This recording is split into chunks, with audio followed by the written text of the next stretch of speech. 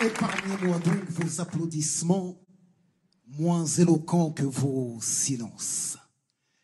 Vous qui ne distinguez point entre l'artiste et l'interprète transparent. Vos éloges sonnent creux, des coquilles vides. Je n'y trouve point de consistance. Je m'exilerai loin de vous, que se couchent mes jours près du soleil levant. Non pas que je déteste tous les êtres humains, je n'en ai pas la vanité. Mais je ne puis accorder mon cœur à chacun, m'en empêche ma lucidité. M'en empêche mon honnêteté, que cela soit entendu.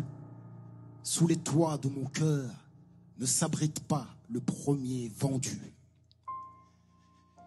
Moi, je veux pouvoir regarder l'injuste dans les yeux et lui dire « Injuste, tu as été ». Car passer sous silence une injustice que l'on peut dénoncer, c'est être un diable muet. Alors comprenez que je ne puisse mettre sur le même pied d'égalité et traiter avec la même dureté ou bonté l'oppresseur et l'opprimé, le gouvernant, le gouverné, le gilet jaune et le banquier, le petit-fils de tirailleurs sacrifiés qui ne se sont toujours pas français et le descendant de colons qui craint subitement d'être grand remplacé. Ah, ce grand remplacement, devenu programme politique qui, je dois le rappeler, au risque d'instaurer un malaise, naquit ici même sur un plateau télé. Alors comprenez qu'en homme libre, j'interroge cette société du tout sanitaire qui, je pense, ne trouverait grâce aux yeux de l'auteur du malade imaginaire. Choquant. Et alors, comment le poète congolais le dit ? Plaire à tout le monde, c'est un peu plaire à n'importe qui. Alors gardez-moi de vos applaudissements moins parlants que vos silences. Vos éloges sonnent creux, des coquilles vides. Je n'y trouve point de consistance.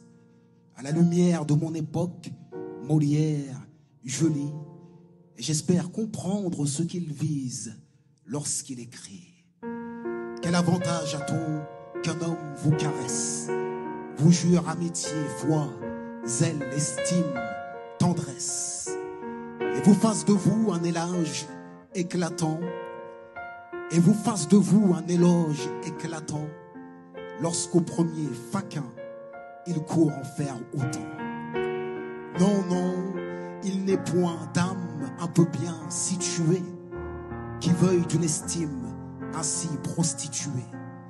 Et la plus glorieuse a des régals peu chers, dès qu'on voit qu'on nous mêle avec tout l'univers. Sur quelques préférences, une estime se fonde, et c'est n'estimer rien qu'estimer tout le monde. Bravo, bravo.